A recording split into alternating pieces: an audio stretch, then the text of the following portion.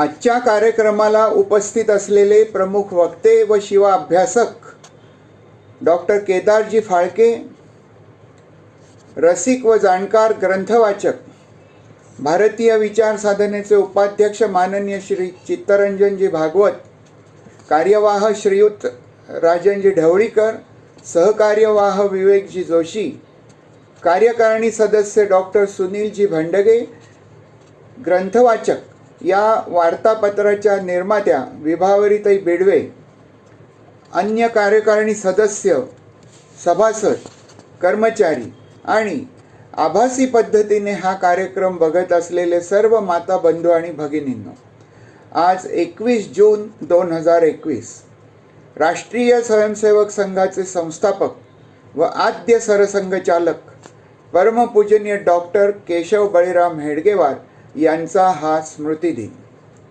छत्रपती शिवाजी महाराजांचे हिंदू संघटनेचे कार्य पुढे नेणारे असे हे डॉक्टर हेडगेवार. आज याच दिवशी भारतीय विचार साधना शिवराज्याभिषेक हे पुस्तक प्रकाशित करत आहे. हा एक सुदिनच आहे. या पुस्तकाचे लेखक श्रीयुत शिरीषजी अरुण मोरे हे इतिहास या विषयातच MA झालेले आहेत आणि ते जगद्गुरू संत श्रेष्ठ श्री तुकाराम महाराज यांचे 11वे वंशज आहेत.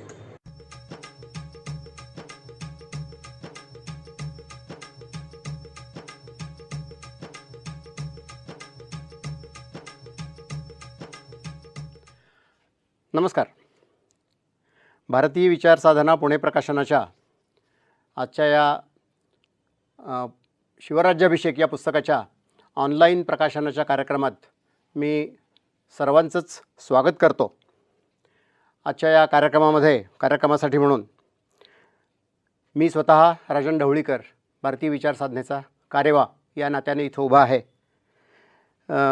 याचबरोबर भारतीय विचार साधनेचे अध्यक्ष डॉक्टर गिरीशजी आफळे, त्यानंतर उपाध्यक्ष श्री चित्तरंजनजी भागवत आणि शिवराज्याभिषेक या पुस्तकाचे लेखक श्रीयुत शिरीषजी मोरे हे उपस्थित आहेत. त्याचबरोबर आवर्जून मला उल्लेख करासारखा वाटतो तो म्हणजे महाराष्ट्र प्रांताचे धर्माचार्य प्रमुख ह.भ.प. श्री शिवाजी महाराज मोरे, जे तुकाराम महाराजांचे वंशज आहेत, ते देखील आपल्या या कार्यक्रमाला उपस्थित आहेत. आणि आजच्या या प्रसंगी ज्यांचं विशेष विचार आपल्याला ऐकायला मिळणार आहेत ते डॉक्टर श्री केदारजी फाळके हे देखील आपल्या या कार्यक्रमात उपस्थित आहेत. मी पुन्हा एकदा आपल्या सर्वांचं आणि उपस्थितांचं स्वागत करतो आणि आपले आज ज्यांचे आपल्याला विचार ऐकायला मिळणार आहेत ते भारतीय विचार साधनेचे अध्यक्ष डॉक्टर आफळे यांना विनंती करतो की त्यांनी प्रास्ताविक करावं.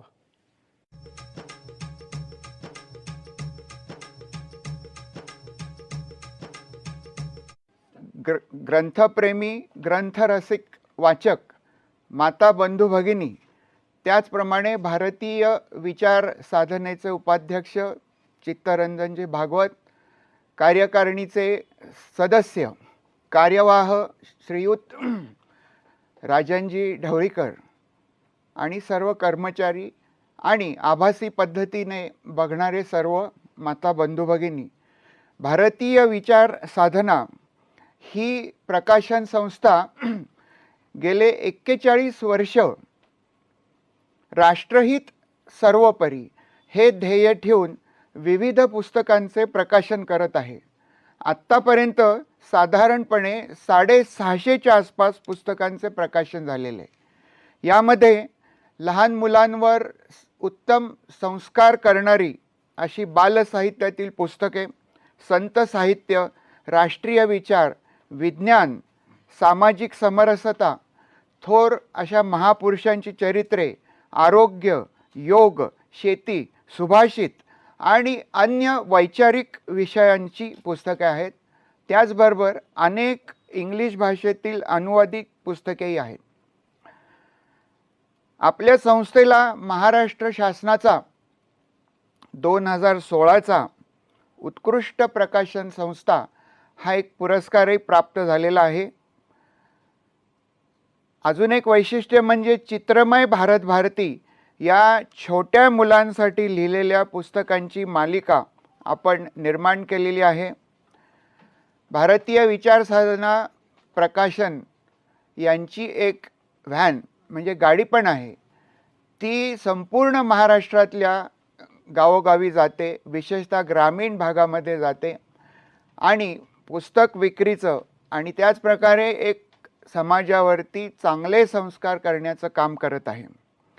भारतीय विचारसाधनेने एक नवीन ऑडिटोरियम तयार केलेलं आहे. त्याच्यामध्ये ई बुक्स, ऑडिओ बुक्सही तयार होत आहेत.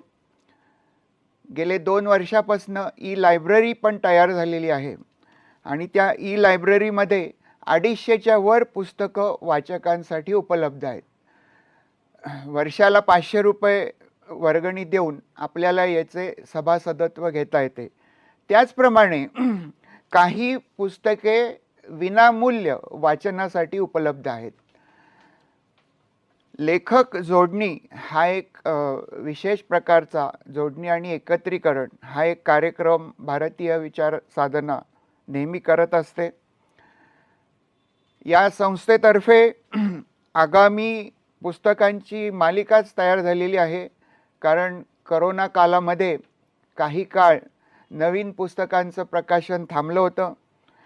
त्याच्यामध्ये शिल्पा वाडकर यांनी लिहिलेलं भारत माता स्तोत्र हे पुस्तक आहे.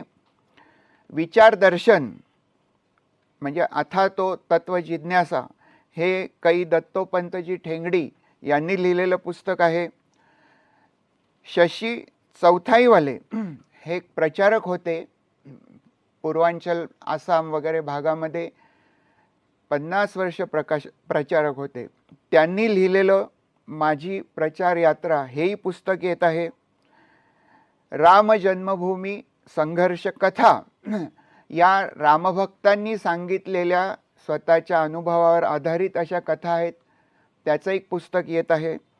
आणि डॉक्टर शरद कुंटे हे तर सिद्धहस्त लेखकच आहेत, विचारवंत आहेत.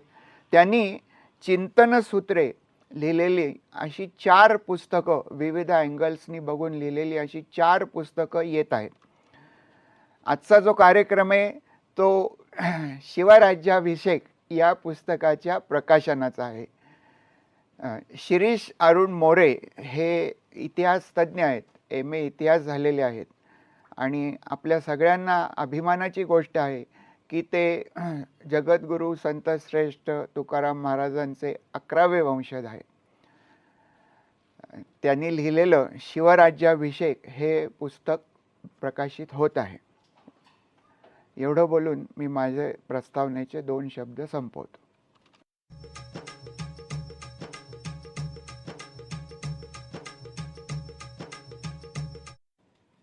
नमस्कार. माननीय शिरीषराव मोरे यांच्या शिवराज्याभिषेक ह्या पुस्तकाबरोबरच ग्रंथस्वागत ही एक छोटी पुस्तिका घेऊन भारतीय विचार साधना आपल्यासमोर येत आहे. ग्रंथस्वागत अर्थात भारतीय विचार साधनाने नजीकच्या काळात प्रकाशित केलेली पुस्तकांची माहिती, विविध सवलत योजना, व्याख्यानमाला, प्रकाशन समारंभ ह्या कार्यक्रमांची माहिती असलेली ही पुस्तिका दर काही महिन्यांनी प्रकाशित करूयात, नियमित प्रकाशित करूयात अशा विचाराने ही पुस्तिका सुरुवात केलेली आहे. त्यातला पहिल्या वर्षातला हा पहिला अंक आहे.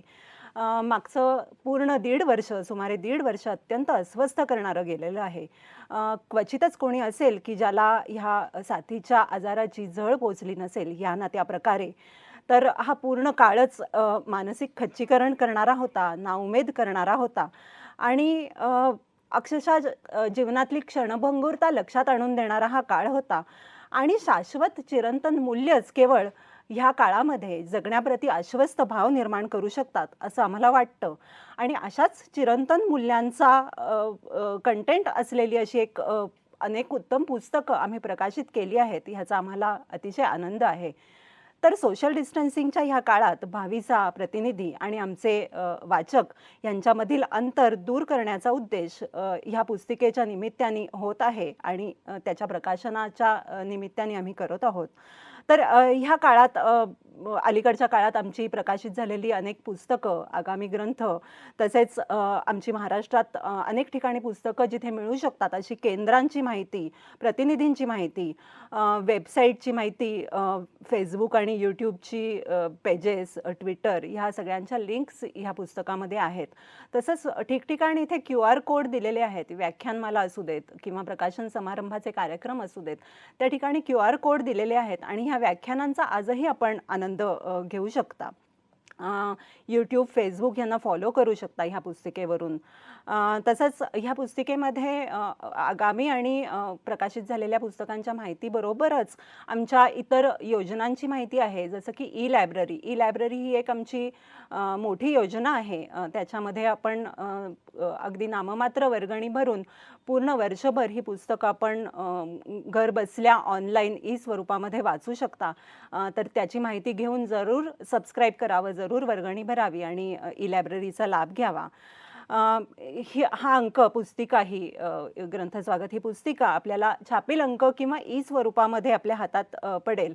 तर आपल्याला विनंती आहे की ही पुस्तिका वाचून आपल्याला आवडलेली पुस्तकं तर जरूर खरेदी करा, इतरांनाही भेट द्या. तसंच ह्या पुस्तिकेचाही प्रचार आणि प्रसार करा, कारण हे एक थोडक्यात सामाजिक कर्तव्यसुद्धा होऊ शकतं, आपलं सामाजिक कामसुद्धा होऊ शकतं. कारण ह्या पुस्तिकेमध्ये जी नमूद ग्रंथ आहेत, जी पुस्तकं आहेत, तर ती अनेक सेवा, परोपकार ह्या भावनेनी केलेलं जे काम आहे राष्ट्रीय स्वयंसेवक संघाने, ह्याची माहिती देणारी ही पुस्तकं आहेत. तर अशा पुस्तकांच्या प्रचारामुळे नक्कीच समाजामध्ये चांगुलपणाचा प्रसार होतो आणि एकूणच गुणवत्तापूर्ण समाजाची निर्मिती होऊ शकते. त्याच्यामुळे आपल्या सर्वांना अशी विनंती आहे की ह्या पुस्तिकेचा तसेच 22 ग्रंथांचाही प्रचार करावा आणि वाचकांनी त्यांचं स्वागत करावं. वाचक त्याचं स्वागत करतील अशी आशा आहे. एवढं बोलून मी थांबते. धन्यवाद.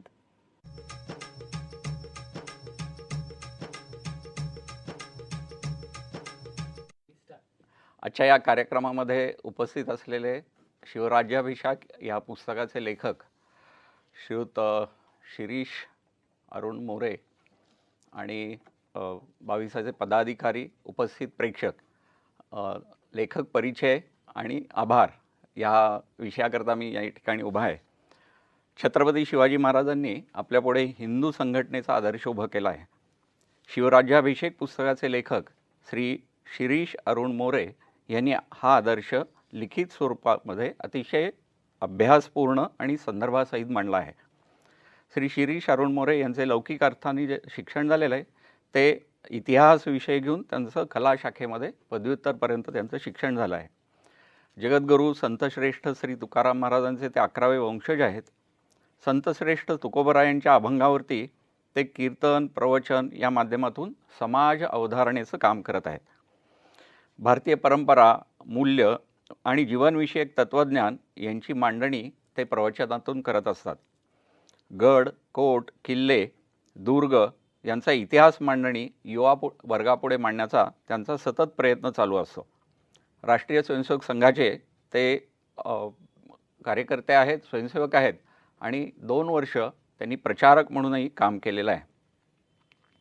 शिवराज्याभिषेक ह्या पुस्तकाची मांडणी एकंदर 10 प्रकरणामध्ये केलेली आहे. स्वराज्याची आवश्यकता, राज्याभिषेकाची वैशिष्ट्य, परकीयांचे अत्याचार, शिवछत्रपतींचे हिंदुत्व, धर्मसंस्थापना, मंदिरांचा जीर्णोद्धार आणि शिवरायांची राजनीती या प्रकरणातून समकालीन इतिहासकारांनी मांडलेली वैशिष्ट्ये, समाजरचना आणि त्या विपरीत परिस्थितीमध्ये छत्रपती शिवरायांनी उभारलेली हिंदू पथपातशाही याचे संदर्भासहित विवेचन लेखकांनी अतिशय चांगल्या पद्धतीने केलेलं आहे. छत्रपती शिवरायांच्या सैन्यात मुसलमान आणि शिवरायांचे ध्येय ह्या प्रकरणामध्ये छत्रपती शिवाजी महाराजांबद्दल जो विमर्श उभा करण्याचा प्रयत्न केलेला आहे त्यालाही त्यांनी अतिशय चांगल्या पद्धतीचं विवेचन आणि संदर्भासहित मांडणी ही त्याच्यामध्ये आहे. इतिहासतज्ञ श्री गजानन भास्कर मेंदळे यांचे आशीर्वचनही या पुस्तकाला लाभलेले आहे. भारतीय विचारसाधनेला शिवराज्याभिषेक या अभ्यासपूर्ण पुस्तकाचे प्रकाशन करताना आनंद होत आहे. गुरुपौर्णिमा दिनांक 23 जुलै 2021 पर्यंत हे पुस्तक आपल्याला 20% सवलतीमध्ये उपलब्ध होणार आहे. वाचकांनी याचा जरूर लाभ घ्यावा.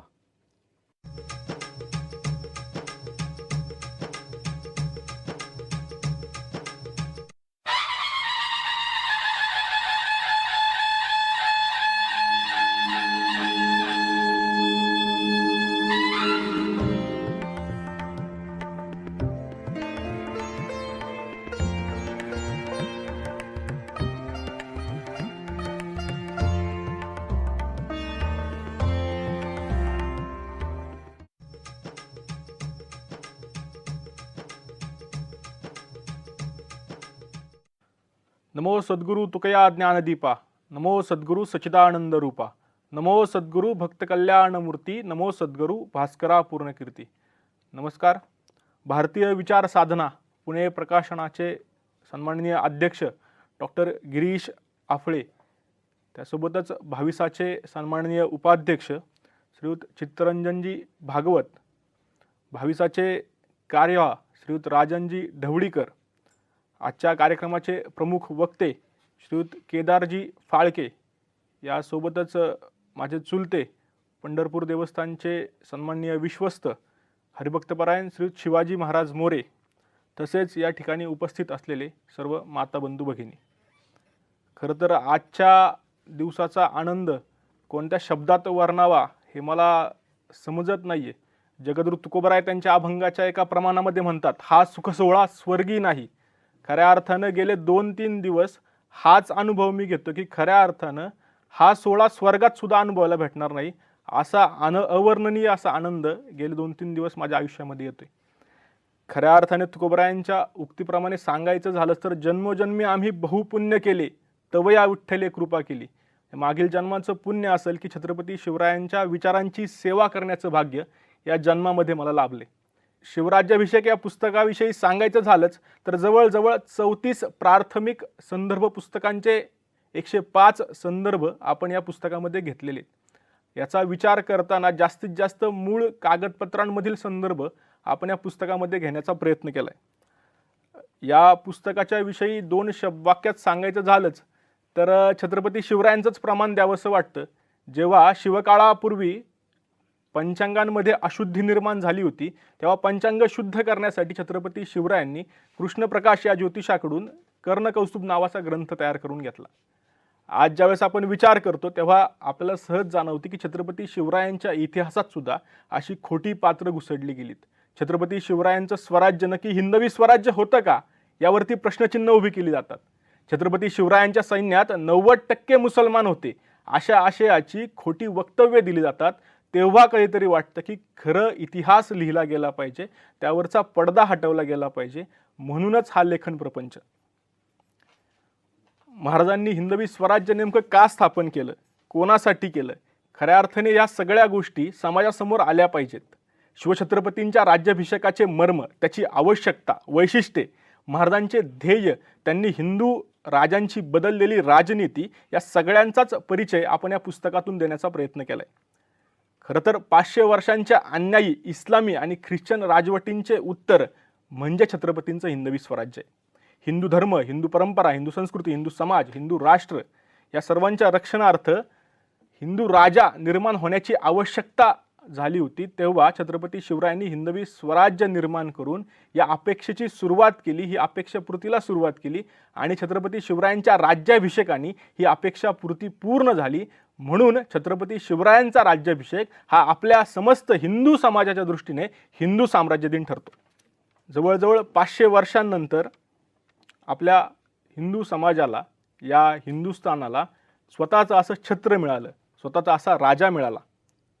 यासोबतच शिवरायांच्या राज्याभिषेकाची वैशिष्ट्यांचा आपण जेव्हा विचार करतो तेव्हा शिवछत्रपतींनी राज्याभिषेकाच्या निमित्ताने स्वतःची अशी नवीन नीती या भारतामध्ये प्रस्थापित केली, स्वतःचं असं तंत्र विकसित केलं.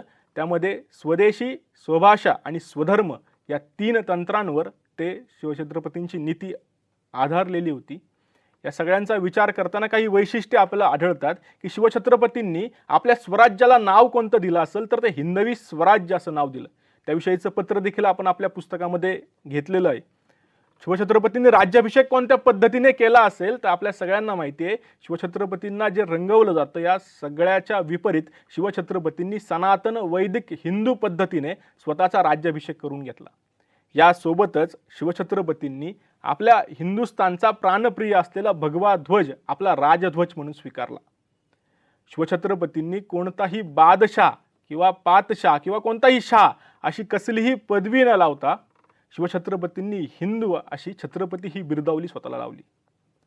शिवछत्रपती आपल्या संपूर्ण देशामध्ये प्रथमतः प्रशासकीय कामांचे वाटप करणारे राजे ठरतात. शिवछत्रपतींनी अष्टप्रधान मंडळाची स्थापना करून कामांचं प्रशासकीय पद्धतीने वाटप केलं. शिवछत्रपतींच्या काळाच्या पूर्वीच्या जर आपण मुद्रा पाहिल्या तर सर्व मुद्रा या अरबी किंवा फारसी भाषेत आहे. स्वतःची मुद्रा संस्कृत भाषेमध्ये आणि देवनागरी लिपीमध्ये आणणारे शिवछत्रपती हे पहिले राजे. यासोबतच महाराजांनी शेकडो वर्षांनंतर प्रथमतः नाणी स्वतःची काढली. आपण ज्यांना शिवराई किंवा होण म्हणतो. शिवकाळापूर्वी जवळजवळ 500-700 वर्ष हिंदू राजांची नाणी प्रचलित असणं जवळजवळ दुर्मिळ झालं होतं. शिवछत्रपतींच्या स्वराज्याचं वैशिष्ट्य म्हणजे शिवछत्रपतींनी स्वतःची अशी नाणी नवी निर्माण केली. एवढंच नव्हे तर ती नाणी देशभर चालवली सुद्धा. शिवकाळामध्ये संपूर्ण कारभार हा मुसलमानांच्या पद्धतीने सुरू होता, तेव्हा शिवछत्रपतींनी स्वतःची अशी हिंदू कालगणना म्हणजे ज्याला आपण राज्याभिषेक म्हणतो, शिवशक म्हणतो, अशी पुन्हा एकदा प्रस्थापित केली. आपल्या भाषेमध्ये वेगवेगळे फारसी अरबी शब्दांचा सुळसुळाट झाला होता. हे शब्द आपल्या भाषेत नसले पाहिजेत म्हणून राज्य व्यवहार कोशाची निर्मिती करणारे शिवछत्रपती पहिले कोशकार ठरतात. ज्यांना आपण आज भारतीय आरमाराचे जनक म्हणतो. भारतामध्ये पहिली नाविक सत्ता स्थापन करणारे छत्रपती शिवराय हे पहिले प्रमुख ठरतात. असे एक ना अनेक स्वभाषा, स्वदेशी आणि स्वधर्म यावरती विकसित केलेलं शिवछत्रपतींनी तंत्र अस्तित्वामध्ये आणलं. याला कारणंही तशीच होती.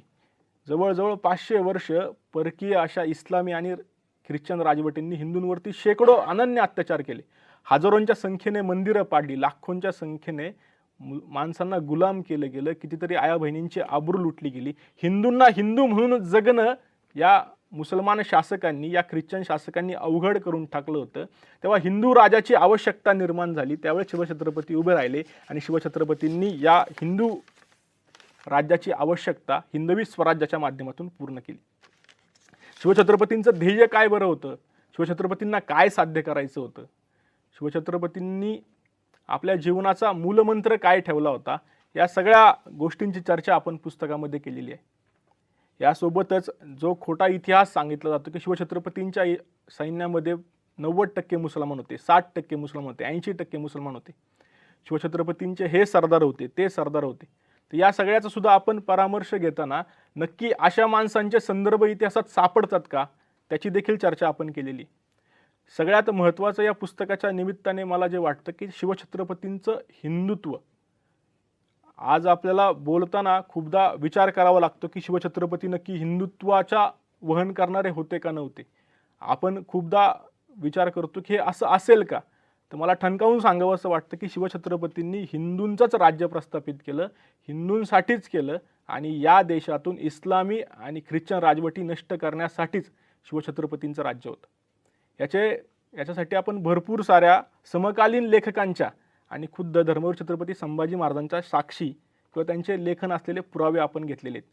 या असं करताना यासोबत धर्मवीर छत्रपती संभाजी महाराज, शहाजी महाराजांचा समकालीन जयराम पिंडे, यासोबतच शिवाजी महाराजांचा समकालीन लाल कवी यानं रचलेलं छत्रप्रकाश हा ग्रंथ, यासोबतच शिवभारत हा ग्रंथ छत्रपती शिवरायांच्या आज्ञेने जो लिहून पूर्ण झाला होता, छत्रपती शिवरायांचा समकालीन कवी भूषणाने शिवछत्रपतींवरती रचलेली काव्ये, या सगळ्याचे आपण संदर्भ घेताना शिवछत्रपतींचा उद्देश आपल्याला सहज आणि नेमक्या शब्दात स्पष्ट होतं. यासोबतच शिवछत्रपतींनंतर या भारतभूमीमध्ये ज्यांनी या हिंदुस्थानच्या स्वातंत्र्यासाठी, हिंदुस्थानच्या प्रगतीसाठी काही ना काही समाजकार्य करण्याचा प्रयत्न केला, या हिंदुस्थानच्या स्वातंत्र्यासाठी शस्त्र उचलण्याचा प्रयत्न केला, त्या सगळ्यांची प्रेरणा शिवछत्रपती आहेत. अगदी छत्रसाल बुंदेलेंपासून ते सुभाषचंद्र बोसांपर्यंत कोणत्याही व्यक्तीचा संदर्भ जर आपण घ्यायला गेलो तर या सगळ्याचं मूळ शिवचरित्रात आपल्याला सापडतं. याच्यावर देखील आपण या पुस्तकामध्ये चर्चा केलेली आहे. सगळ्यात महत्त्वाचं मला जे पुस्तकातील वाटतं ते म्हणजे शिवछत्रपतींनी हिंदू राजांची बदललेली राजनीती. शिवछत्रपतींच्या पूर्वीचे हिंदू राजे काय करायचे आणि शिवछत्रपतींनी काय बरं त्यांची राजनीती बदलली याचा देखील आपण विचार या पुस्तकामध्ये केला आहे. याविषयी सांगताना एक सांगावंसं वाटतं की आपण नेहमी अफजल खान वधाच्या प्रसंगामध्ये म्हणतो की पहिलं वार कुणी केला. हिंदूंची आज पण परिस्थिती आहे की पहिला वार त्यांनी केला, दुसरा वार शिवछत्रपतींनी केला असेल.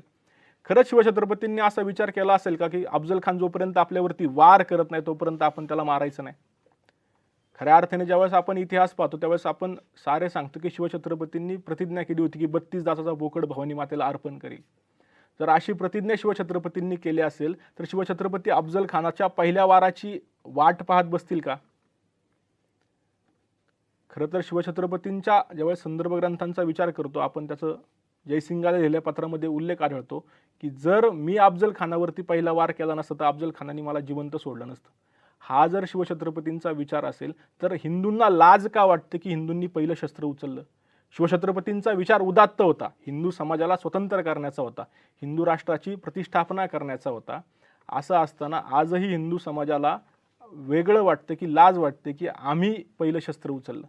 हीच तर राजनीती शिवछत्रपतींनी बदलल्याची आपल्याला पाहायला मिळते.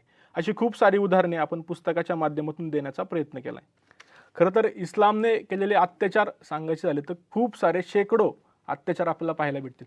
आपण त्यातील काही अत्याचारांचं वर्णन देखील पुस्तकात केलं. म्हणजे बाबराने केलेले अत्याचार, तैमूरलिंगाच्या स्वारीने झालेले हिंदूंवरती अत्याचार, औरंगजेबाने तर हिंदूंना बाटवण्यासाठी एक स्वतंत्र यंत्रणा उभी केली होती, असं आपल्याला पाहायला भेटतं. त्यातील 2 उदाहरणं मला सांगावीशी वाटतात. एकदा हिंदू सावकाराकडून घेतलेलं कर्ज मुसलमानांनी कसं बुडवायचं ह्याचा एक प्रघात समाजामध्ये तेव्हा पडला होता. हिंदूकडून कर्ज, मुसलमानाने हिंदूकडून कर्ज घ्यावं आणि ते कर्ज जर आपलं फेडायचं नसेल तर त्या हिंदू सावकाराने मुसलमानी धर्माला आणि मोहम्मद पैगंबरांना शिव्या घातल्या अशी आवई उठवावी आणि ती तक्रार काजीकडे जाऊन करावी. मग काजी त्यावरती दाखला द्यायचा की हिंदू सावकाराने चुकीचं केलं आणि मग त्या हिंदू सावकाराचा धर्म बदलला जायचा. यासोबतच दुसरं एक उदाहरण म्हणजे एका काजीच्या टरबुजाचा अर्धा भाग खाल्ला म्हणून एका हिंदूला ते टरबूज खाल्ल्यानंतर 4 वर्षांनी धर्मातून बहिष्कृत करण्यात आलं, त्याला मुसलमान केलं गेलं. अशी एक ना अनेक शेकडो उदाहरणं आपण पुस्तकातून सांगण्याचा प्रयत्न केला आहे. यासोबतच एक असं सांगावंसं वाटतं की अशी कृत्य केल्यामुळे औरंगजेबाला स्वर्गामध्ये मुहम्मदाच्या बरोबरीत मान्यता मिळेल अशी औरंगजेबाची ख्याती असल्यामुळे औरंगजेब शेकडो अत्याचार हिंदूंवरती करत होता. धर्मछत्रपती संभाजी महाराज एका पत्रात म्हणतात की राजश्री आबासाहेबांचे जे जे संकल्पित ते आम्हा करणे अगत्य. म्हणजे शिवछत्रपतींनी जे जे आम्हाला सांगितले ते सगळं आम्हाला क्रमप्राप्त आहे करण्यासाठी. आपण या पुस्तकामध्ये देताना खूप सारी धर्मसंस्थापना म्हणजे काय केलं शिवछत्रपतींनी याची उदाहरणं दिली. शिवछत्रपतींनी हिंदूंच्या होणाऱ्या धर्मांतरणाला, बळजबरीने होणाऱ्या धर्मांतरणाला कडाडून विरोध केला. शिवछत्रपती इथवरच थांबले नाहीत, फक्त विरोध करून थांबले नाही, तर एक यंत्रणा शिवछत्रपतींनी घर वापसीची पुन्हा सुरू केली. मला असं वाटतं की घर वापसीचे जर कोण धरते असतील, हिंदू बचाव हिंदू बढाव जर कोणी सर्वप्रथम कृतीतून साध्य केला असेल तर छत्रपती शिवाजी महाराज आहेत. ज्यावेळेस नेतोजी पालकराचं धर्मांतरण केलं गेलं त्याचा मोहम्मद कुली खान झाला तेव्हा शिवछत्रपतींना तो पुन्हा एकदा रायगडावरती भेटायला आला. तो भेटायला आल्यावरती शिवछत्रपतींनी त्याला पुन्हा एकदा माघारी घेतलं आणि त्याचा पुन्हा एकदा घर वापसी करून हिंदूमध्ये परावर्तन करून घेतलं. इथवरच न थांबता मी नेतोजींना स्वीकारलंय, मी नेतोजी पालकरांना आपल्यामध्ये घेतलंय, पण नेतोजींना हा हिंदू समाज स्वीकारेल का म्हणून नेतोजींसोबत नातेसंबंध प्रस्थापित केला. नेतोजींचा पुतण्या जानोजी याला स्वतःची मुलगी दिली. असाच प्रसंग बजाजी नाईक निंबाळकराच्या सुद्धा आयुष्यामध्ये घडला. बजाजी नाईक निंबाळकरला आदिलशहाने धर्मभ्रष्ट केला आणि मुसलमान व्हायला लावलं. शिवछत्रपतींकडे तो पुन्हा आला आणि त्यांनी घर वापसीची मागणी केली, पुन्हा माघारी येण्याची विनंती केली. तेव्हा बजाजी नाईक निंबाळकरला सुद्धा माघारी घेण्यात आलं आणि त्याचा मुलगा महादजी याला शिवछत्रपतींनी स्वतःची मुलगी दिली. असे शिवछत्रपती म्हणजे अशा प्रकारचा प्रयत्न करणारे शिवछत्रपती हे पहिले राजे ठरतात. शिवछत्रपती म्हटले असते एखाद्या सरदाराला, दे की तुझी मुलगी, ह्याला माघारी बसवायचे, आपल्याला पुन्हा एकदा त्याला प्रस्थापित करायचे, कुणीही स्वतःची मुलगी दिली असती. पण शिवछत्रपतींनी असं न करता हा सगळा प्रघात स्वतःपासून सुरू केला की सगळ्यांना समाजात घ्यायचं असेल त्याची सुरुवात मी केली पाहिजे आणि रोटी बेटी व्यवहार सुरू केला. या सगळ्यामुळं मला खचित वाटतं की समाजामध्ये जागृती होऊन पुन्हा एकदा धर्मांतरणाला घरवापसीला सुरुवात झाली. हीच पद्धत धर्मवीर छत्रपती संभाजी महाराजांनी सुरू ठेवली. जेव्हा गंगाधर रंगनाथ कुलकर्णी नावाच्या एका ब्राह्मणावरती अन्याय अत्याचार करून त्याला धर्मांतरित केलं गेलं, त्याला पीडित बनवलं गेलं, तेव्हा तो धर्मवीर छत्रपती संभाजी महाराजांकडे आला आणि त्यांनी सांगितले की मला पुन्हा एकदा माघारी यायचं. तेव्हा संभाजी महाराजांनी त्याला माघारी घेतलं आणि यासोबतच आपल्या सगळ्या मंत्र्यांच्या साक्षीने जेवायला देखील बसवलं. जे जे शिवछत्रपतींनी आपल्या आयुष्यामध्ये केलं त्या सगळ्याचा प्रयत्न शंभू छत्रपतींनी देखील आपल्या आयुष्यामध्ये करण्याचा प्रयत्न केला. मग ते धर्मसंस्थापनेचं कार्य असो नाही तर घरवापसीचं कार्य असो. या पुस्तकाच्या निमित्ताने मला सर्वांचेच आभार मानावेसे वाटतात.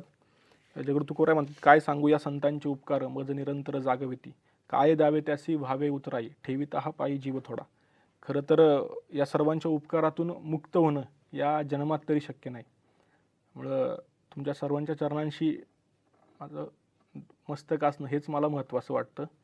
या सगळ्यांमध्ये माझे आईवडील, माझे मित्रपरिवार या सगळ्यांचे मनपूर्वक आभार की त्यांनी खूप प्रेरणा दिली आहे सर्व करण्यासाठी.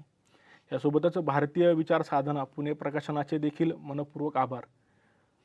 मी स्वयंसेवक आहे पण त्यांनी विश्वास दाखवला की हा काहीतरी करू शकतो आणि एका नवोदित लेखकाला ही संधी दिली त्याबद्दल प्रकाशनाचे मनपूर्वक आभार. यासोबतच गजानन मेहेंदळे सर यांनी पुस्तकाच्या पहिल्या क्षणी पहिल्याच मिनिटाला प्रस्तावना किंवा आशीर्वचन देण्याचं कबूल केलं, त्यांचे देखील मनपूर्वक आभार. आपल्या या पुस्तकासाठी आपले आजचे प्रमुख वक्ते श्रीयुत डॉक्टर केदार फाळके सर आले, त्याबद्दल त्यांचे देखील आभार. यासाठी काही अर्थसहाय्याची आवश्यकता होती, त्यामध्ये श्रीयुत उमेश कारके साहेब यांनी देखील मदत केली, त्यांचे देखील मनपूर्वक आभार.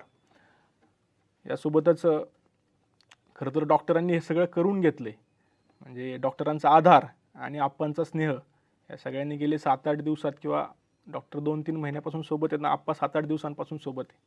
त्या दोघांचे देखील मनपूर्वक आभार की तुम्ही दोघांनी माझ्याकडून हे करवून घेतले. यासोबतच हे सगळं टायपिंग करण्यासाठी ऐश्वर्या देशमाने हिची देखील मला मदत झाली, तिचे देखील आभार. हे सगळं करत असताना खूप सारे संदर्भ गोळा करावे लागले.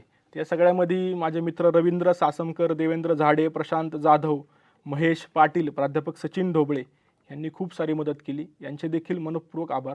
जसं मगाशी म्हटलं तसं काय सांगू या संतांचे उपकार मज निरंतर जागविती. तुम्ही सगळ्यांनी मला जागं ठेवलेलं आहे.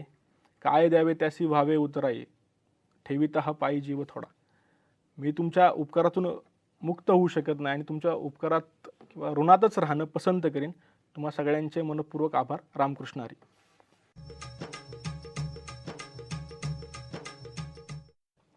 या कार्यक्रमाला छत्रपती शिवरायांच्या जीवनावर अभ्यासपूर्ण मांडणी करणारे डॉक्टर केदारनाथ महादेव फाळके हे वक्ते लाभलेले आहेत. त्यांचे स्वागत मी या ठिकाणी करतो. मूळचे सांगली जिल्ह्यातील फाळकेवाडीचे असलेल्या डॉक्टर फाळके यांनी पुण्याच्या डेक्कन कॉलेजमधून पोस्ट डॉक्टरल रिसर्च केलेले आहे. त्यांनी एम.कॉम कोल्हापूर विद्यापीठातून विशेष योग्यतेतून त्यांनी केलेलं आहे. इतिहासतज्ञ निनाजी बेडेकर यांच्याबरोबर त्यांनी पार्शियन आणि मोडी लिपीचा अभ्यास आपल्या प्रबंधामध्येही त्या संदर्भामध्ये मांडणी केलेली आहे. Administration system of Chhatrapati Shivaji relevance to modern management हा PhDचा, तर economic of Maratha kingdom 1595 to 1707 हा पोस्ट डॉक्टरल रिसर्चचा त्यांचा विषय होता. अनेक पुस्तकांनी सन्मानित अशा डॉक्टर केदारनाथ फाळके यांनी शिवाजी व्हिजिट टू आग्रा, आज्ञापत्र शिवछत्रपतींचे, शिवछत्रपतींची राजनीती, रामचंद्र पंत अमात्यकृत शिवराजनीती, छत्रपती शिवाजी महाराज, शिवराजभूषण अशी अनेक पुस्तकं ही त्यांची प्रकाशित झालेली आहेत. आत्तापर्यंत सुमारे 700 अभ्यासपूर्ण भाषणे त्यांनी दिली आहेत. भारतीय विचार साधनेतर्फे त्यांचे अभिवादन आणि त्यांनी आजच्या पुस्तक प्रकाशन कार्यक्रमाला उपस्थित राहण्याचे मान्य केले त्याबद्दल त्यांचे आभार. मी त्यांना विनंती करतो की त्यांनी आपले मनोगत मांडावे. धन्यवाद.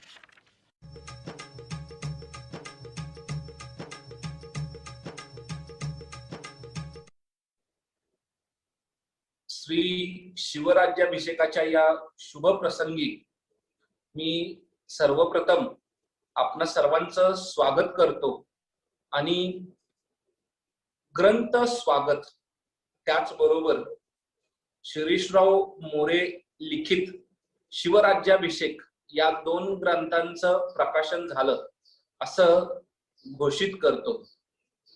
तुकाराम महाराजांचे वंशज शिरीषराव मोरे यांनी लिहिलेला हा ग्रंथ अत्यंत सुंदर, देखणा, बळकट आणि महाराष्ट्राला दिशादर्शन देणारा झालेला आहे. सर्व वाचकांनी या ग्रंथाचं अत्यंत उत्स्फूर्तपणे स्वागत करावं अशी मी संपूर्ण महाराष्ट्राला विनंती करतो.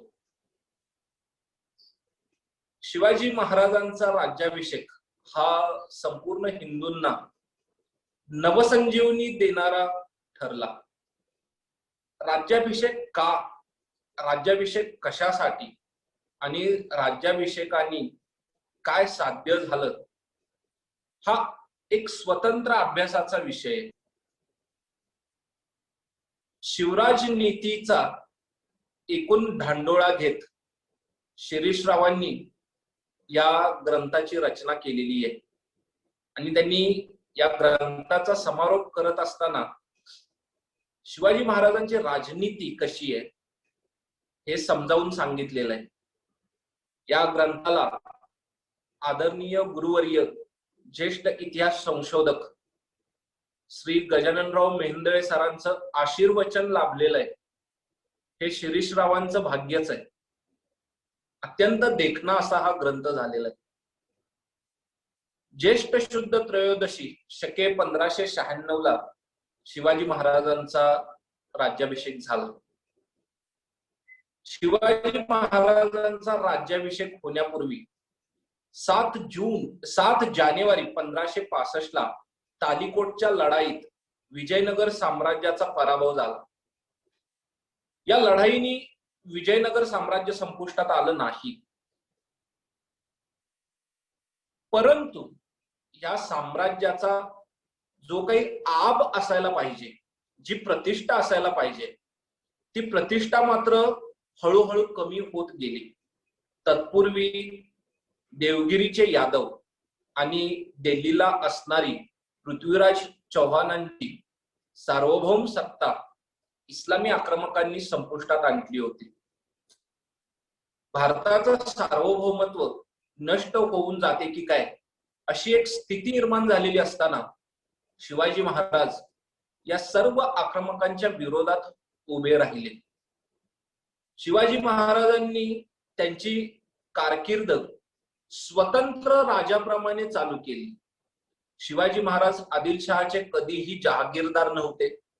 ते मुघलांचे कधीही मांडलिक झाले नाहीत किंवा अन्य कोणत्याही सत्तेचं त्यांनी मांडलिकत्व स्वीकारलं नाही.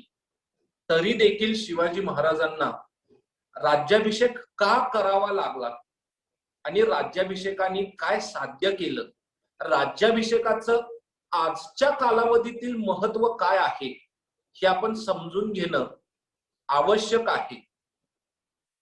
अफजल खान जेव्हा चालून आला तेव्हा शिवभारत या परमानंद गोविंद नेवासकर याने लिहिलेल्या ग्रंथात अफजल खानाच्या तोंडी काही संवाद आलेले आहेत. खर तर राज्याभिषेकापूर्वी 15 वर्षे अगोदर राज्याभिषेकाची निकड निर्माण झाली होती. अफजल खान असं म्हणाला, शिवाजी महाराजांना अफजल खान असं म्हणाला की तुम्ही सार्वभौम सिंहासनाधिष्ठित राज्यकर्ते नाही आहात, तरीही तुम्ही एखाद्याला वतन देता, एखाद्याला इनाम देता, एखाद्याला जागीर देता, एखाद्याला राज्य देता, एखाद्याचं वतन काढून घेता, इनाम काढून घेता, लोकांना जे हवं ते देता आणि लोकांना शिक्षा देखील करता. तुम्हाला हा अधिकार कोणी दिला? सार्वभौम सिंहासनाधिष्ठित राज्यकर्ते म्हणजे मुघल आणि आदिलशाह, तुम्ही त्यांची सत्ता मानित नाही आणि स्वतंत्रपणे वर्तणूक करता, हे चालणार नाही. हे अफजल खानाच्या तोंडी आलेली वाक्य, हे संवाद शिवाजी महाराजांना राज्याभिषेकाची निकड का निर्माण झाली हे आपणाला पटवून देतात. आणि ही गोष्ट 1659च्या नोव्हेंबर-डिसेंबरात घडलेली आहे. येथून पुढं 15 वर्षाच्या नंतर शिवाजी महाराजांचा राज्याभिषेक झाला. शिवाजी महाराज हे मुघलांकरता एक साधे जमीनदार होते. मुघल शिवाजी महाराजांना भूमिया म्हणत. शिवाजी महाराज जेव्हा आग्र्याला औरंगजेबाच्या भेटीकरिता गेले होते तेव्हा जहानारा बेगम, वजीर जाफर खान, या जाफर खानाची पत्नी फरजाना बेगम आणि जसवंतसिंह राठोड या चौघांनी औरंगजेबाची भेट घेतली. तेव्हा जहानारा बेगम म्हणाली, शिवाजी महाराज कोण आहेत? शिवाजी महाराज हे दख्खनेतले एक साधे भूमी आहेत, म्हणजे ते एक साधे जमीनदार आहेत. आदिलशहा करिता शिवाजी महाराज हे त्यांच्या जागीरदाराचा मुलगा म्हणजेच शहाजी राजांचा मुलगा होते. युरोपियन करता ते या सर्व परकीय आक्रमकांच्या विरोधात आणि जुलमी सत्तांच्या विरोधात बंड करून उठलेले इथले एक स्थानिक राज्यकर्ते होते. आणि इथल्या लोकांच्या दृष्टिकोनातून इथले जे कोणी सरदार वगैरे होते त्यांच्या दृष्टिकोनात ते त्यांच्यापेक्षा वरचढ ठरलेले मराठे होते. या सर्वांपेक्षा आपलं स्थान निराळं आहे आणि आपण सिंहासनाधिष्ठित राज्यकर्ते आहोत, आपण सार्वभौम आहोत. ही गोष्ट प्रजेला पटवून देण्यासाठी शिवाजी महाराजांचा राज्याभिषेक होणं ही आवश्यक बाब होती. दुसरी महत्वाची गोष्ट, राजपूत राज्यकर्ते हे एक एक करत मुघलांचे मांडलिक बनत गेले. एक उदयपूरचं राज्य जे स्वतःचं स्वातंत्र्य टिकवून होतं, हे उदयपूरचं राज्य देखील इसवी सन 1615-16 मध्ये जहांगीराचं मांडलिक बनलं आणि तेथून पुढं उदयपूरनी देखील मुघलांचं मांडलिकत्व स्वीकारलं. मुघल राज्य ही हळूहळू छोटी होत गेली आणि त्यांची निष्ठा दुभंगली. मुघलांचं स्वतंत्र अस्तित्व हे एवढं घट्ट होऊ लागलं आणि संपूर्ण देश मुघल स्वतःच्या अंमलाखाली एक छत्री मुघलांचं शासन चालवावं याच्याकरिता मुघल धडपड करू लागले. या गोष्टीला सर्वप्रथम पहिल्यांदा कोणी यशस्वी धक्का दिला असेल आणि विरोध केला असेल तर ती व्यक्ती म्हणजे शिवाजी महाराज. शिवाजी महाराज नर्मदा ओलांडून कधीही गेले नव्हते. शिवाजी महाराज जेव्हा 1666ला औरंगजेबाच्या भेटीला आग्र्याला गेले तेव्हा मुघल साम्राज्याचं पाया नसलेलं पोकळ स्वरूप महाराजांच्या ध्यानी आलं. शिवाजी महाराजांनी जेव्हा शायस्ता खानावरती हल्ला केला, एक छापा मारला पुण्यात लाल महालामध्ये 5 एप्रिल 1663ला.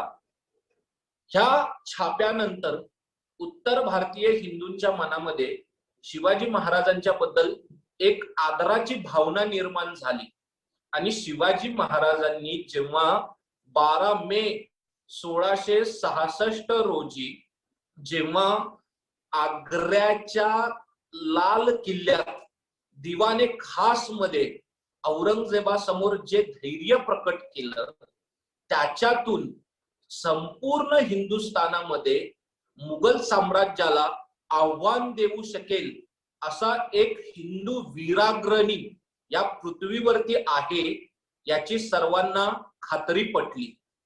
पुढं काय झालं, शिवाजी महाराज जेव्हा आग्र्याच्या कैदेतून सही सलामत महाराष्ट्रात निसटून आले त्याच्यानंतर पुढच्या 8च वर्षात स्वराज्याचा औरस चौरस असा विस्तार झाला. मुघल सार्वभौमत्वाची 3 महत्वपूर्ण लक्षणं होती. त्यापैकी पहिलं लक्षण होतं, जो बादशाह गादीवरती बसेल त्या बादशाच्या नावाने सोन्याची नाणी पाडणं. मुघल सार्वभौमत्वाचं दुसरं लक्षण होतं, ज्या हिजरी तारखेला बादशाह गादीवरती आलेला आहे त्या हिजरी तारखेपासून पुढच्या हिजरी तारखेपर्यंत जुलूस कालगणना चालविणे. आणि मुघल सार्वभौमत्वाचं तिसरं लक्षण होतं, बादशाहच्या नावाने संपूर्ण देशभर खुतबा पडणे. मुघलांनी स्वतःला कधीही भारतीय म्हणवलेलं नाही आणि मुघलांच्या दृष्टिकोनातून सर्व अगदी युरोपीय देखील हे साधे जमीनदार होते. मुघलांनी पोर्तुगालचा उल्लेख जमीदारे पोर्तुगाल आणि इंग्लंडचा उल्लेख जमीदारे इंग्लंड असा केलेला आहे. अशा मुघलांच्या विरोधात शिवाजी महाराज उभे राहिले, ज्यांनी कधी स्वतःला भारतीय म्हणवलेलं नाही. त्या मुघलांच्या राज्याचं स्वरूप कसं आहे? या राज्याचं स्वरूप पाया नसलेलं पोकळ स्वरूप आहे. हे राज्य धर्मांध आहे. मुघलांनी इथे शेकडो मंदिरांचा विध्वंस घडवून आणला. इथल्या गरीब शेतकऱ्यांना त्यांच्याकडे महसूल भरण्यासाठी पैसे नाहीत म्हणून त्यांच्या कत्तली उडवून त्यांच्या मुंडक्यांचे रस्त्याच्या दुतर्फा मिनार उभा केले. त्यांची प्रेते झाडाला उलटी लटकविली, त्यांना बाटविलं. हिंदूंची मंदिरं विध्वंस करण्याबरोबर हिंदूंच्या वरती अन्यायकारक आणि अत्याचारकारी असा जिझिया कर लादण्यात आला. सर्व मुघल बादशाह बाबर, हुमायून, अकबर, जहांगीर, शाहजहान आणि औरंगजेब यांच्यापैकी याच्यामध्ये कोणीही कमी पडला नाही. आणि औरंगजेब जेव्हा गादीवरती आला तेव्हा त्यानं या सर्व गोष्टींच्या वरती कळस चढविला. औरंगजेबानं मंदिरं पाडण्याच्या बाबतीत अजिबात हयगय केली नाही. 9 एप्रिल 1669 ला औरंगजेबाने अशी एक जनरल ऑर्डरच इश्यू केली की मुघल साम्राज्यातील सर्व मंदिरे पाडून टाकण्यात यावी. या ऑर्डर प्रमाणे ऑगस्ट 1669 मध्ये काशी विश्वनाथाचं मंदिर पाडण्यात आलं. ही गोष्ट औरंगजेबाला 2 सप्टेंबर 1669 ला समजली आणि पुढील वर्षी औरंगजेबानं मथुरेतील केशवरायाचं मंदिर पाडलं. औरंगजेब जेव्हा महाराष्ट्रात दुसऱ्यांदा सुभेदार म्हणून आला त्यावेळी त्याने औरंगाबादे शेजारी सातारा नावाचं एक छोटं शहर आहे, इथे खंडोबाचं प्राचीन मंदिर होतं. औरंगजेबानं ते मंदिर देखील पाडून टाकलं. औरंगजेबानं भारतात सर्वत्र मंदिरे पाडली. ओरिसातील मंदिरे पाडली, माळव्यातील मंदिरे पाडली, गुजरातेतील मंदिरे पाडली, आग्र्यातील मंदिरे पाडली, बनारसचं मंदिर पाडलं, दिल्ली परिसरातील मंदिरं पाडली, राजपुतान्यातील मंदिरं पाडली आणि दख्खनेत पुन्हा 1678 नंतर उतरल्यानंतर औरंगजेब ज्या ज्या गावात गेला त्या त्या गावात त्यानं मंदिरे पाडली आणि त्या मंदिरांच्या ठिकाणी औरंगजेबाने मशिदीचा पाया घातला. औरंगजेबाने 1705 साली पंढरपुराचं देखील मंदिर पाडलं आणि कराड शेजारी असणाऱ्या वसंतगड जिंकून घेतल्याच्या नंतर तेथील मंदिर पाडून स्वतःच्या हाताने औरंगजेबाने त्या ठिकाणी मंदिराचा पाया घातला. औरंगजेबाने दुसरी हिंदूंच्या 2 एप्रिल 1679 ला जिझिया कर सर्व हिंदूंच्या वरती लादला आणि ह्या जिझिया कराची वसुली करण्यामध्ये त्याने कोणतीही हयगय केली नाही. अशा धर्मांध सत्तेच्या विरोधात कोणीतरी एखादा राज्यकर्ता उभा राहणं आवश्यक होतं. राज्याभिषेक हा धार्मिक विधी आहे आणि राज्याभिषेक हा काही एका दिवसात झालेला नाही. 30 मे 1674 ते 6 जून 1674 ही इंग्रजी दिनांक सांगितली मी. ज्येष्ठ शुद्ध षष्टी पासून ज्येष्ठ शुद्ध त्रयोदशी पर्यंत हे सर्व विधी चालू होते. राज्याभिषेक शिवाजी महाराजांना जो झाला तो या ज्येष्ठ शुद्ध षष्टी पासून ते ज्येष्ठ शुद्ध त्रयोदशी या दिवसांमध्ये झाला आणि राज्याभिषेकाचा मुख्य विधी हा ज्येष्ठ शुद्ध त्रयोदशी या दिवशी झाला. शिवाजी महाराजांनी प्रतापगडाच्या भवानी मातेला 1.25 मन सोन्याचं छत्र अर्पण केलं होतं. मग बाकी इतर सर्व विधी झाले ते मी आज आता सगळे सांगत नाही. फक्त त्याच्यातली एक महत्वपूर्ण गोष्ट मी आपणा सर्वांना सांगतो. सभासदांनी त्याच्या बखरीमध्ये शिवाजी महाराजांच्या राज्याभिषेकावरती एक महत्वपूर्ण ओळ लिहिलेली आहे आणि ते वाक्य असं आहे, पृथ्वी क्षेत्री म्लेंच पातशाह, मराठा पातशाह एवढा छत्रपती झाला, ही गोष्ट काही सामान्य झाली नाही, असामान्यच गोष्ट.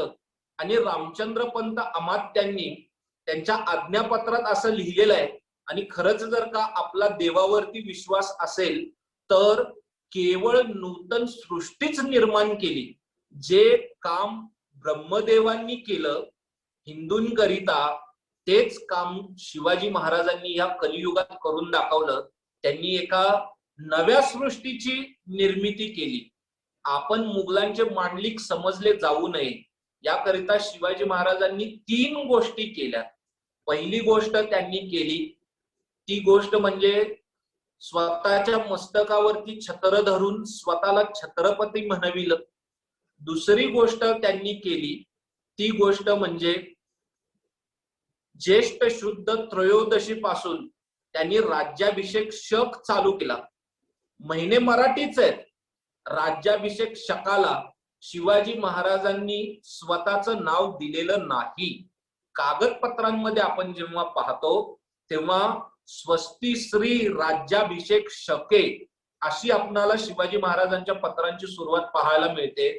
म्हणजे शिवाजी महाराजांनी स्वतःचं नाव राज्याभिषेक शकाला दिलेलं नाही. ही सार्वभौमत्वाची दुसरी गोष्ट शिवाजी महाराजांनी केली. आणि शिवाजी महाराजांनी तिसरी गोष्ट केली ती म्हणजे सार्वभौमत्वाचं एक प्रतीक म्हणजे सोन्याची नाणी पाडणं. शिवाजी महाराजांनी सोन्याची नाणी पाडली, ज्याला आपण होन म्हणतो, ज्याच्या एका बाजूला श्री राजा शिव आणि दुसऱ्या बाजूला छत्रपती असं त्या नाण्यांवरती कोरलेलं आहे. या 3 गोष्टी शिवाजी महाराजांनी केल्या. राज्याभिषेकाने साध्य काय केलं? आपल्यातले जे नादान आहेत, जे घाबरल्यात, त्यांना धीर दिला. आपल्यातले जे फितूर आहेत आणि स्वराज्यासाठी न लढता या परकीय आक्रमकांसाठी लढतायत, त्यांच्यावरती वचक बसविला. आणि या परकीय धर्मांध आक्रमकांना दाखवून दिलं की हिंदूंचा कोणीतरी कैवारी आज तुमच्या विरोधात पाय रोवून उभा आहे. म्हणून शिवाजी महाराजांचा राज्याभिषेक हा भारतीय अस्मितेचा आविष्कार आहे, असं हे शिवराज्याभिषेकाचं समकालीन महत्व आहे. मग शिवराज्याभिषेकाचं आजच्या काळातलं महत्व काय आहे? शिवराज्याभिषेकाचं आजच्या काळातलं महत्व असं आहे, शिवाजी महाराजांनी जे राज्य निर्माण केलं ते राज्य बुडविण्यासाठी पुढं औरंगजेब दक्षिणेत उतरला आणि त्याची संपूर्ण हयात मराठ्यांचे किल्ले घेण्यामध्ये गेली. औरंगजेबाचा मृत्यू महाराष्ट्रातच झाला, परंतु तो स्वराज्य बुडवू शकला नाही. पुढे शिवाजी महाराजांचे वारस हे संपूर्ण भारतभर पसरले आणि अटक ते कटक आणि काश्मीर ते कन्याकुमारी असं विशाल साम्राज्य मराठ्यांनी निर्माण केलं. इंग्रजांनी या देशाचं राज्य मुघलांच्याकडून घेतलेलं नसून ते मराठ्यांच्याकडून घेतलेलं आहे. आणि पुन्हा 1947 ला देश जो स्वातंत्र्य झाला, आपण जो भारत पाहतोय, जिथेपर्यंत मराठ्यांची घोडी गेली तेवढाच भूभाग आज नकाशात असलेला भारत आपणाला पाहायला मिळतो. हे राज्याभिषेकाचं आजचं महत्व आहे. त्याचा अजून काय परिणाम झाला? मंदिरांचा विध्वंस थांबला, स्त्रियांची जनानखान्यात होणारी भरती थांबली, जिजिया कर थांबला, मुंडक्यांचे उभे राहणारे मिनार थांबले आणि हिंदूंना भारताचे पुन्हा एकदा राज्यकर्ते या राज्याभिषेकाने बनविलं. हे राज्याभिषेकाचं आजच्या काळातलं महत्व आहे. शिरीषराव मोरेंना आणि भारतीय विचार साधना या संस्थेला मी पुन्हा एकदा धन्यवाद देतो. एक महत्वपूर्ण ग्रंथ त्यांनी निर्माण करून सर्व वाचकांच्या हाती ठेवला, त्याबद्दल त्यांचं पुनश्च अभिनंदन करतो. प्रकाशकांचं अभिनंदन करतो. आणि भूषणाचे 2च छंद आपण सर्वांना सांगतो. आणि आजच्या या प्रकाशन समारंभा प्रसंगी मला या ठिकाणी निमंत्रित केलं आणि बोलण्याची संधी दिली त्याबद्दल मी सर्वांना धन्यवाद देतो, सर्वांच्या बद्दल ऋण व्यक्त करतो आणि इकडे फारसा वेळ न घेता मी थांबतो. भूषणाने त्याच्या एका छंदात सार्वभौमत्वाची व्याख्या सांगितलेली आहे आणि भूषणाने असं म्हटलेलं आहे, कूरम कमल कमदूज है कदम फूल गौर है गुलाब राना केतकी विराज है, पौंडुरी पवार जूही सोहत है चंदाबत, सरस बुंदेला सो चमेली साज बाजा है, भूषण भनत मुझ कुंदबड़ गुजर है, बगेले बसंत सब कुसुम समाज है, लेई सर ऐतिन को बैठी न सकत है, आय अली नौरंगजेब चंपा शिवराज है, चंपा शिवराज है. त्याचा अर्थ असा आहे की हे सर्व राजपूत मांडलिक राज्यकर्ते हे एक पुष्प आहेत. औरंगजेब हा एक भुंगा आहे आणि हा भुंगा प्रत्येक पुष्पावरती बसतो आणि त्याच्यातील मध शोषतो.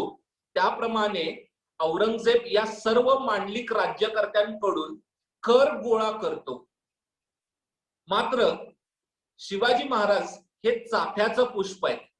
चाफ्याच्या पुष्पामध्ये सुगंध असतो मात्र मध नसतो. चाफ्याच्या पुष्पातील सुगंध सर्व प्रजेमध्ये दरवळतो आणि लोकांना त्या सुगंधापासून आनंद मिळतो. त्याप्रमाणे शिवाजी महाराजांच्याकडून प्रजेचं कल्याण होतं. मात्र चाफ्याच्या पुष्पात मध नसल्या कारणानं चाफ्याच्या पुष्पावरती भुंगा कधीच बसू शकत नाही. तद्वत शिवाजी महाराजांच्याकडून औरंगजेब कधीच कर गोळा करू शकत नाही असं भूषणाने सार्वभौमत्वाची व्याख्या त्याच्या छंदांमधून सांगितलेली आहे. परंतु भूषणाच्या सर्व छंदांचा सार हा त्याच्या एकाच छंदात आलेला आहे आणि त्यांनी शिवचरित्राचं महत्व काय आहे भारतवर्षातलं हे कथन करताना त्यांनी म्हटलेलं आहे, देवल गिरावते फिरावते निशान अली, ऐसे समय राव राणे सभी गए लपकी, गौरा गणपतिया आप औरन को देती आप अपनी मुकाम अब मारी गए दबकी, पीरा पैगंबरा दिगंबरा दिखाई दे, सिद्ध की सिद्धाई गई रही बात रबकी, काशी की कला गई मतरा मसीद भई, शिवाजीनं होत तो सुनती होत सबकी, शिवाजीनं होत तो सुनती होत सबकी. भूषणाचा हा एक छंद शिवचरित्राचं आणि राज्याभिषेकाचं आजच्या कालावधीतील महत्व काय आहे हे कथन करण्यासाठी पुरेस आहे. तर भूषणाचे असे असंख्य छंद मला तोंडपाठ आहेत, पण एक आजच्या कार्यक्रमाच्या निमित्ताने म्हणून मी 2 छंद सांगतो, त्यांचा अर्थ सांगतो आणि मी इथे थांबतो. भूषणाने अजून एका छंदामध्ये म्हटलेलं आहे, हा लढा कसा आहे, मुघलांच्या विरोधात शिवाजी महाराजांनी उभारलेला लढा कसा आहे त्या लढ्याचं भूषणाने वर्णन केलेलं आहे. भूषण म्हणतो, दारा की न दौरी यह खजूबे की रारी नहीं, बांदी को न हो यह मुराद साह बाल को, मठ विश्वनाथ को न ग्राम गोकुल को, देवी को न देहरा न मंदिर गोपाल को, गाड़ेगढ़ लीने कहते बैरी कतलान कीने, जानत न भयो यह साहकुल साल को, बुड़ती है दिल्ली सो संभारे क्यों ना दिल्लीपति, धक्का आणि लाग्यो शिवराज महाकाल को. औरंगजेबा ही दाराची मुंडी तोडणी नव्हे की शाहबाज खानाला कैद करून ठेवणे नव्हे. औरंगजेबा हा विश्वनाथाचा मठ तोडणे नव्हे की गोकुळातील मंदिर फोडणे नव्हे की केशवरायाचा देवारात पाडणे नव्हे. औरंगजेबा लोकांच्या कत्तली उडवून त्यांच्याकडून महसूल गोळा करणे नव्हे की मोठमोठे गड पैसे देऊन घेणे देखील नव्हे. हे शिवाजी महाराजांचं आणि मराठ्यांचं दिल्लीवरती झालेलं आक्रमण आहे. आता तोची दिल्ली सांभाळ, कारण त्या दिल्लीला महाकाल रूपी शिवाजी महाराजांचा धक्का लागलेला आहे. असं हे भयंकर युद्ध आहे. हे काही साधं सुद्धा युद्ध नाही, हे महाभयंकर महायुद्ध आहे असं भूषणाने वर्णन केलेलं आहे. हे भूषणाचा एकच छंद सांगतो, त्याच्या भावना किती सुंदर होत्या आणि आपल्या सर्वांच्या शिवचरित्राबद्दलच्या ज्या भावना आहेत ते या छंदातून व्यक्त होतात. भूषणाने असं म्हटलेलं आहे, खूप सुंदर त्याचा कल्पना विलास काय आहे पहा.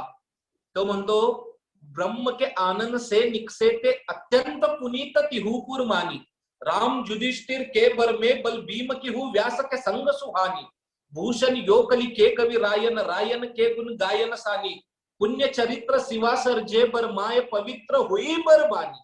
त्याचा अर्थ असा आहे की वाणी ब्रह्मदेवाच्याच मुखातून निघालेली असल्यामुळे ती तिन्ही लोकांमध्ये पावन झालेली आहे. राम, युधिष्ठिर, बलभीम आणि भगवान श्रीकृष्ण यांचं गुणगान गायल्याने वाल्मिकी आणि व्यास यांच्या वाणीला पावनता लाभलेली आहे. कलियुगातील नृप नरेशांचं गुणगान गायल्याने माझी वाणी ही अपावन आणि मलिन झाली होती, परंतु ती अपावन आणि मलिन झालेली वाणी शिवाजी महाराज रूपी महासागरात न्हाऊन निघालेली आहे, त्यामुळे ती पुन्हा एकदा पावन झालेली आहे. जो भाव भूषणाच्या मनात आहे, जो भाव माझ्या सर्व गुरुवर्यांच्या मनात आहे, जो भाव माझे देशबंधू आणि देशभगिनी म्हणजे तुम्हा सर्वांच्या मनात आहे, तोच भाव माझ्याही मनात आहे. धन्यवाद.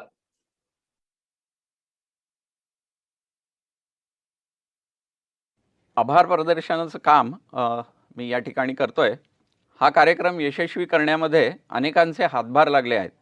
ग्रंथ स्वागतची जुळणी करणारे रेषा विश्वचे श्री सागर नेने, राज्याभिषेक पुस्तकाचे मुद्रक श्री मनोज शेंडे, रायझिंग फिनिक्स प्रिंट हब चे श्री नंदन देऊळकर, हा कार्यक्रम रेकॉर्डिंग व फेसबुक लाईव्ह करणारे श्री खटावकर आणि श्री दांडेकर, ज्यांनी ज्यांनी हस्ते परहस्ते मदत केली त्या सर्वांचे भारतीय विचार साधनेतर्फे आभार. शिवराज्याभिषेक ग्रंथाचे लेखक श्री शिरीष मोरे तसेच डॉक्टर केदारनाथ फाळके यांचे पुनश्च आभार. ग्रंथ स्वागत या भारतीय विचार साधना प्रकाशित केलेल्या पुस्तकांची आणि नव्या योजनांची माहिती देणाऱ्या शुभारंभाच्या अंकाचे स्वागत वाचक करतील, तसेच शिवराज्याभिषेक या पुस्तकाचे स्वागत करतील अशी आशा भारतीय विचार साधनेला आहे. या प्रकाशन समारंभानिमित्त जे वाचक उपस्थित आहेत त्या सर्वांचे आभार. शिवराज्याभिषेक हे मूळ 100 रुपये किमतीचे पुस्तक गुरुपौर्णिमा दिनांक 23 जुलै 21पर्यंत वाचकांना 20% सवलतीमध्ये भाविसाच्या ई-कॉमर्स साईट bhavisa.org तसेच सर्व ग्रंथ विक्रेत्यांकडे उपलब्ध असेल. वाचकांनी या योजनेचा जरूर लाभ घेऊन सहकार्य करावे ही विनंती. परत एकदा सर्वांचे मनापासून आभार. धन्यवाद.